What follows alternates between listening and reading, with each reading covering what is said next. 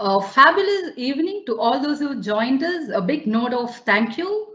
So, friends, like all of us today have this pandemic epiphany where we no longer want our lives to revolve around our school or office. Rather, we want the school or the office to revolve around our lives. As the schools are concerned, literally, they've gone from no mobile inside the school to the entire school inside the mobile. So now with the physical schooling opening up and students kicking back to action, I think a little bit of tips on post-pandemic awareness and health awareness would really go a long way. And this webinar is going to be all about that. So on that note, this is Dr. Pravina for you, a nodal physician and founder of School Skies. And I take the pleasure of welcoming you all on behalf of Kaveri Hospitals and School Skies. So as you all know, Kaveri Hospital is a multi-speciality hospital with branches across India. They have a mission to provide quality healthcare to common man. So as far as School Skies is concerned, we are an edtech firm and we believe in digitizing schools across the country.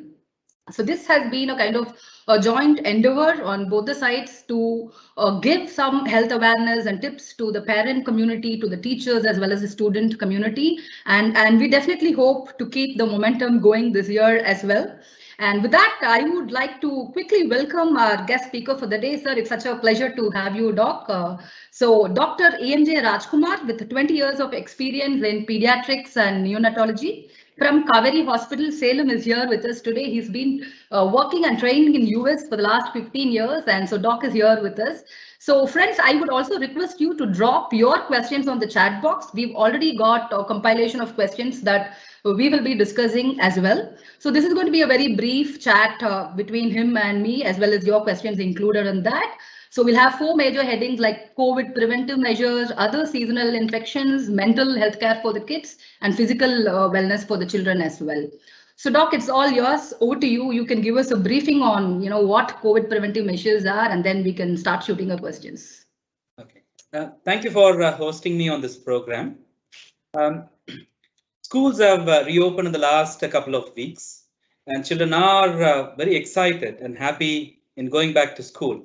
But at the same time, everybody is aware that many of the parents have got lots of anxieties in sending their children back to school, actually. Many parents are worried about the safety of their children in regards to COVID in school. In fact, many parents are questioning us whether this is the right time to open the school because there are still COVID cases getting positive around us. So that's one of the biggest worries of many parents. I would like to reassure to those parents who are questioning about opening the school at this time. It's absolutely safe for the schools to reopen at this time, and it's also safe for the children to go back to school actually. But having said that, I also appreciate that there are still positive cases of COVID lingering around. So what this means and tells us is that the children will have to take certain precautions when they are going back to school. The simple precautions, which everybody knows, are three. One is social distancing, wearing mask, and regular hand washing. Let me try to elaborate a little bit about these three precautions which children would need to take in school, because this has been, told to the children number of times, but small tips would really help the children in school.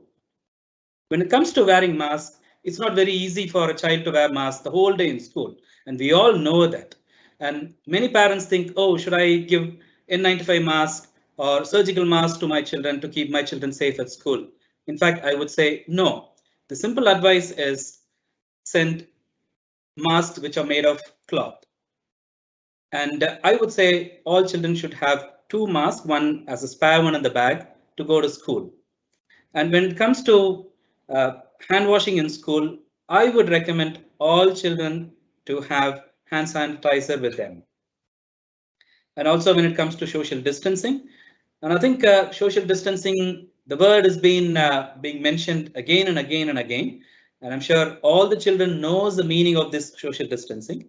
And the only thing which I would advise in school is just to avoid crowding among children in school. That's all we have to, that's all the school have to do to ensure social distancing. Back to Dr. Praveen. I think that was really useful because most of us were wondering whether we should give the N95 masks or, how do we send, which kind of mask we send and all that. Now, Doc, the million-dollar question is when are the vaccinations going to be out for the kids? And so how is that in the listing? To be honest, not many of us know the answers to it, but hope we would have vaccine sometime soon. That's one of the hope by the parents, by the pediatricians. What all we can say is at this time, there are two companies in India which have given, which have asked for permission from the government, and it's an approval process, but we're not sure how long that's going to take.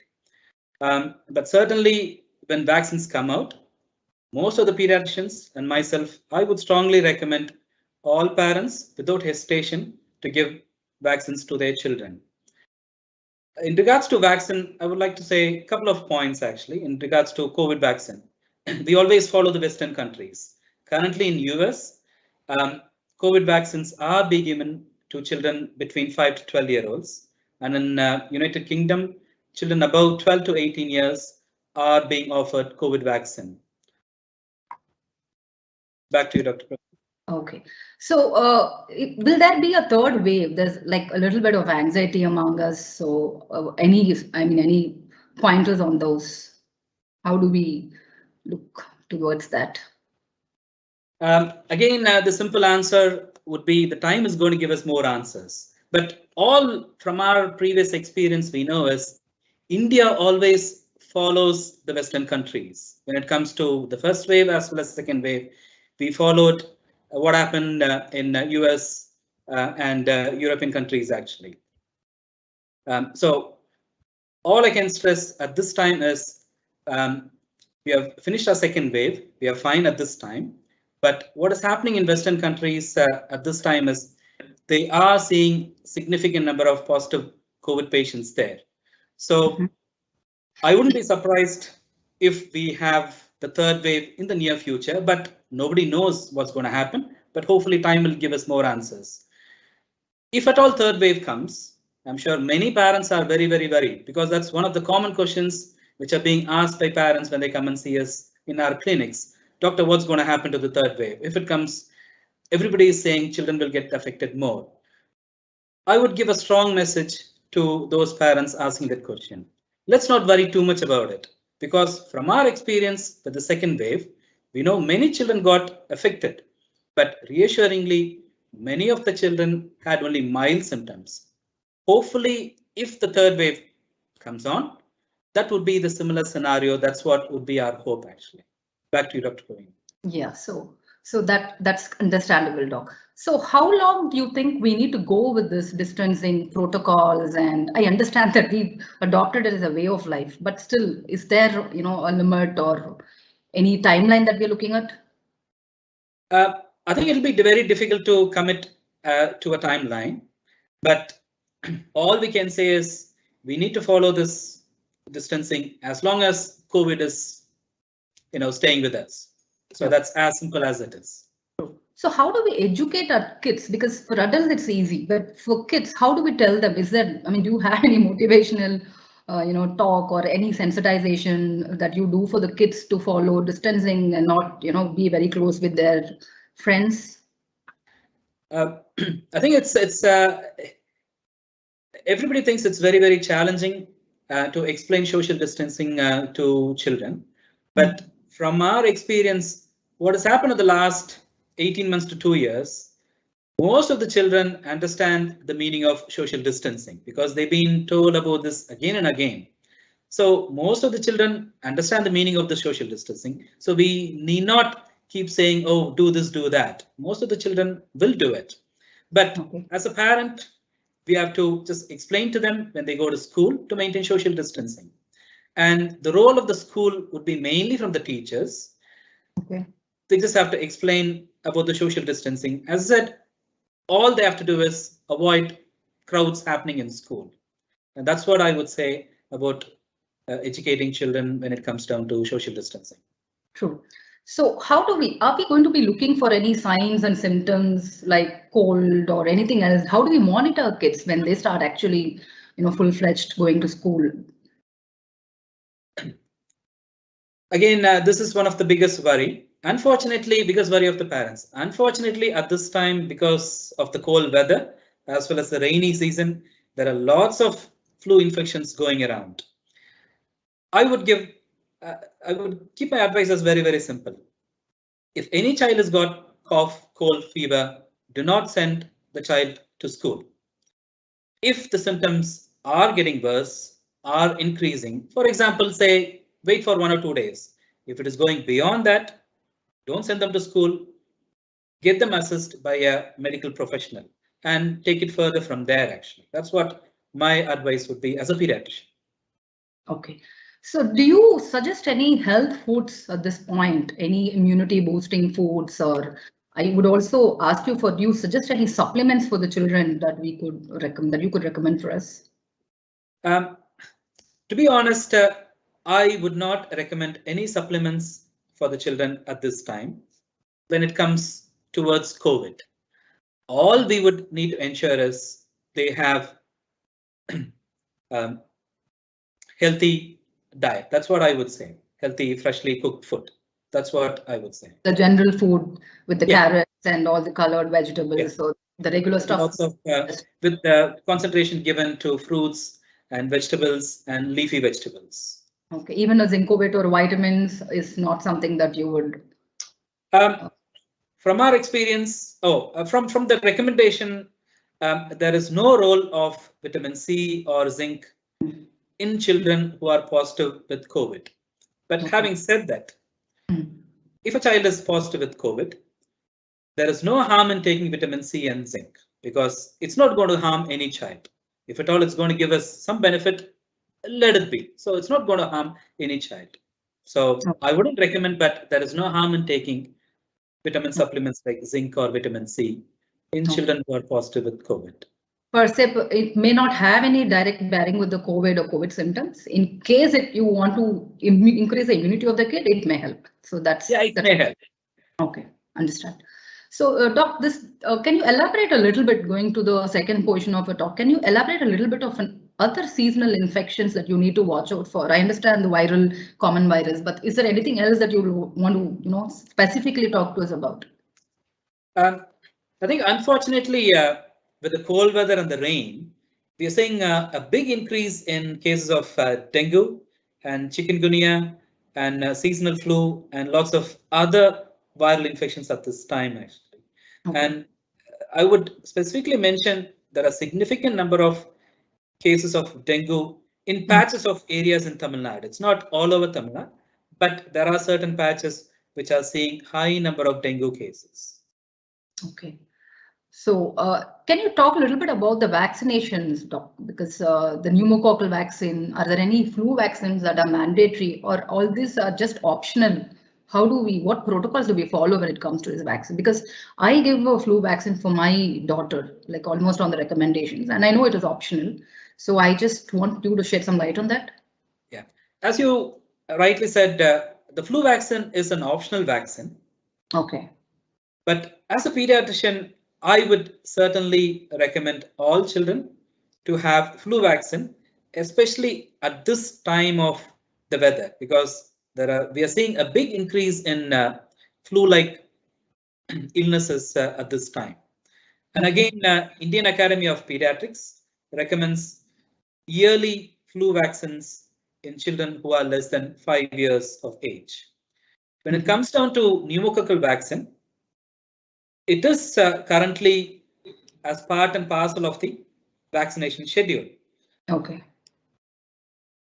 So flu vaccine, how many doses do you recommend, Doc, in a year? Or overall, is it like bi-annual or how do we do that? It is recommended annually. It's a single dose as an injection, and it's given at the start of the seasonal flu, I would say. The month of September, October minimum. Okay. Well, so any preventive strategies that you can tell us about? I understand virus is like whether treated or not, it's going to stay for a week and go. But despite that, any preventive strategies for the common flu and even dengue and malaria, and we understand that it's more going to be the mosquito-prone stuff. But otherwise, the common flu, other than the vaccine and vitamin C, anything else that you like to share with us? Uh, I would like to stress three important things as prevention strategy for these seasonal infections. Okay. One is very simple. Always use clean drinking water. If not, you can have boiled water. The next is always eat freshly cooked food. And the third one is one of our biggest enemy in this season is the mosquito. So keep mosquitoes at bay, I would say. There are simple tips which I would like to share when it comes down to keeping mosquitoes away. Is children do go out to play in this, after coming back from school, so they can use mosquito repellents, and they can also wear long sleeve shirts or t-shirts as well as long trousers to keep mosquitoes away, I would say. Okay, so I think to sum it up, it's all in the food, the water, and the surroundings. So if we Yes, take absolutely. this triad, I think we're all set to lead a healthy life, especially the kids. Okay, great. So anything else that you would like to share with us on, food or any immunity kind of stuff that for generally for viral infections? Um, I would say, avoid junk food and eat healthy cooked food. Easier said than done with Yeah, the yeah. children. Okay. And one of the things which I find with children's diet is everybody is concentrating just on the portion of food they eat. Mm. Not much concentration is given to fruits and vegetables and green leafy vegetables. Okay. So I would advise all parents to concentrate in trying to increase the intake of fruits and vegetables and green leafy vegetables in their diet. Wonderful. So this maybe is a personal question. See, like I find my kid, she is has a very poor appetite, the quantity as well as the timing. So she will not take food, if it's afternoon one, she would not want to take at that point, or it will be just a very small portion that she would want. Can you suggest any, boosters that can increase their appetite, or how do we get them? Probably because they're not playing enough, probably because the activity is less. I don't know where it boils down to, but is there any remedy for that? Um, I think it's a very, very difficult question to answer, but let's keep it very simple. From my experience, um, I would say most of the parents do force their children. Come on, eat this food, eat this food. Let's not True. force their children to Okay. have the food. Let's leave it at their own will. They would eat the food. So let's not force, I would say. Number Okay. two is keep don't keep boring the children with the same food. For example, if a child likes a particular food, all the parents, what they would do is give the same food every day because they feel happy that, oh, the child is taking lots of portion with that food. So I wouldn't do that because after a certain period of time, children will become or will start having aversion towards that particular food. So children do love varieties of food. So these two tips I would give in regards to increasing their appetite for children. Sure. I hope that that will work for her as well. So I've had a couple of questions on COVID prevention from the parents regarding school protocols. I'm just going to answer that since it's got a little bit of CBSE norms. A lot of teachers have asked generally how are schools going to ensure that the kids are safe and stuff like that. So generally schools are going to be following the SOPs that's been put forth by the CBSE boards, and the SOP strongly says that all the staff working has to be vaccinated. So that is going to be the point one. And of course, disinfections all over the place and ensuring that place is kept clean, and there is enough sterilization and the minimum 6 feet distance following, which means that a class is going to hardly have 15 to 20 students. Like from whatever best practices I'm seeing across the schools that we are working with.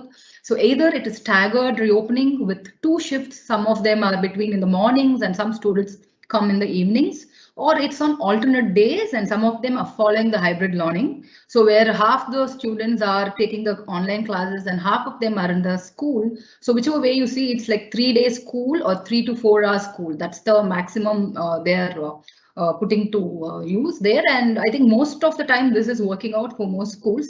So I think that is a question that few teachers had asked. I just wanted to take that up. So anything else that you would recommend to the school authorities or the teachers, Doc, apart from whatever I've said? In I terms think of if schools follow what all the recommendations, that would be sufficient enough to keep our children safe in regards to COVID at school, I would say. yeah, some teachers had even asked how are you going to ensure safety during transportations and all that. But that is a challenge because most parents are arranging their own transportations, and in case there is a bus or a van, so I think the same principles apply. The same social distancing and vacant seats in the middle, and ensuring ventilation throughout, and recommendation of AC. What do you I mean? Any talk on that? I think avoid AC for the time being. Obviously, it's winter season. Okay. And also closed atmosphere is definitely going to be a reason to spread it, right? Yes, yes.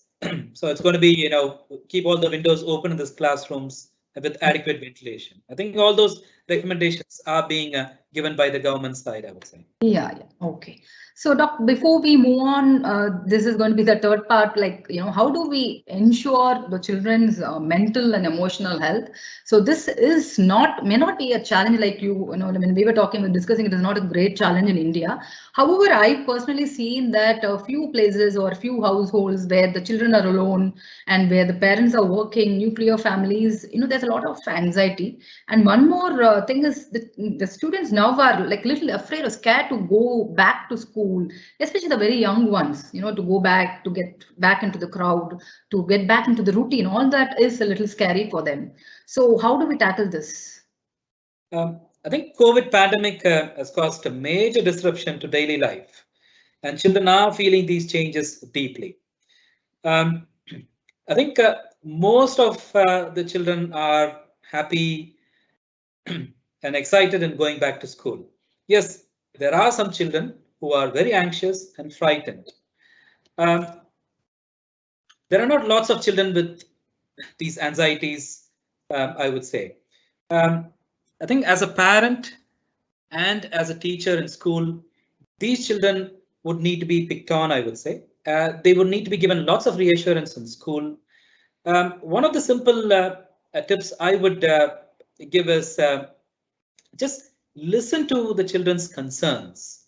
Listening itself helps many times in children. It might be very, very simple. So just listen to them and give adequate time and then appear to be listening to them. That would most of the times does the trick. And other things which I would encourage is, try to promote sports and play at home as well as school so that children can interact among others. And always show positive attitude towards children, because in the last 18 months to 2 years, children have been exposed to lots of negative information surrounding COVID. So back to you. Okay. Yes, like during the pandemic itself, we were, like as a digital firm, we were encouraging a lot of virtual research. When I talk about virtual research, even though the kids were not able to go out and mingle or play, we were having a lot of meets where kids could mingle virtually. So that kind of eased their social anxiety, and they felt in touch with their, in power or in touch with their friends. So that I think greatly helped. In fact, we were celebrating a lot of parties, birthdays, and games and all that online. So at least they felt connected mentally with their own friends. So if the students or kids are not able to really go and socialize, they should be having more and more of online activities as well. So that's something that I wanted to just add to whatever you said. So quickly with that, now coming to the last portion. So how do we ensure physical health for the kids? Now that even if they go to school, they may not be very active with sports, they may not be gatherings, there may not be events, and the word called team, team playing and team games may not happen for some time. So that's like really painful for me to even think. So how do we ensure that kids, I mean, I know that you're going to tell me parents have to play with them or keep them engaged in the house. But apart from that, is there anything else that you'd like to share? Yes, I think with this COVID pandemic, most of the children remained at home. And what we're seeing in our outpatient practice is children coming with significant weight gain. I think Okay. obesity is a problem created by this COVID pandemic. Okay. Uh, Simple things: avoid junk food, ensure healthy food, and implement strict rule for gadgets and screen time. And Mhm, that's what I would say. mhm, And try to ensure sleep routine mhm. and to avoid gadgets in bedtime. Something simple exercises does work rather than going to the gym. Simple exercises like walking, skipping, or Mhm. spot jogging can be encouraged. Okay. Um, yeah, back to you. So another thing is, what about the vitamin D? Because there is no sun exposure, and most of the time the kids are at home. So do you recommend any supplements? Or how do we tackle that vitamin D deficiency, doc, for the kids, as well as for us as well? I think. I think hopefully the vitamin D wouldn't be an issue with children going back to school and getting exposed to sunlight. But Mm. having said that, there wouldn't be any harm in having vitamin D supplementation for Mhm. the next couple of months until Okay. children get back to school Okay. to be having their normal routine schooling, I would say. So any recommendations on the dose there for the kids? Because for us, I understand, but for the kids. For the kids, it's around 800 international units per day, and it comes Okay. as a syrup form, so that Okay. shouldn't be a problem. They can get it from their pediatrician. Okay, okay. So that's a good tip, I guess. So, well, so anything else, Doc? So I think we've spoken on most of the general topics. So as a conclusive remark, would you want to leave us with your thoughts, recommendations overall? Um, I would like to stress on a couple of points, I would say, mainly to the parents. Mhm. Let's not worry too much about COVID. Let's not worry about the third wave. Let's not worry that third wave is going to be affecting children more. Time will come. I'm sure all children are going to be fine. So let's not worry too much, I would say. Thank you. Thank you so much for sharing your thoughts. And I'm just going to leave the portal open for, let's say, questions. So, Sweeten, can you just let me know if there's any questions? Yeah, as of now, there is no question in the window, ma'am. Okay, great. So I think the most of the questions were from the survey and whatever Doc and I had discussed. So I thank all of you over here once again for your valuable Saturday evening time with us. And again, thank you on behalf of School Skies and Kaveri Hospitals. So any queries, please feel free to leave a message or call us on this number. For information, info@kaverihospitals.com or any school regarding protocols, you can write to us at schoolsupport@schoolskies.com. So kindly take a snapshot of these numbers as well as email IDs. And I'm just going to leave you with this simple thought that education is to the mind what health is to the body. And may our kids have the best of both these things this year. And thank you, Doctor, so much for being here with us. And thank you all once again and have a great evening. Thank you so much. Thank you.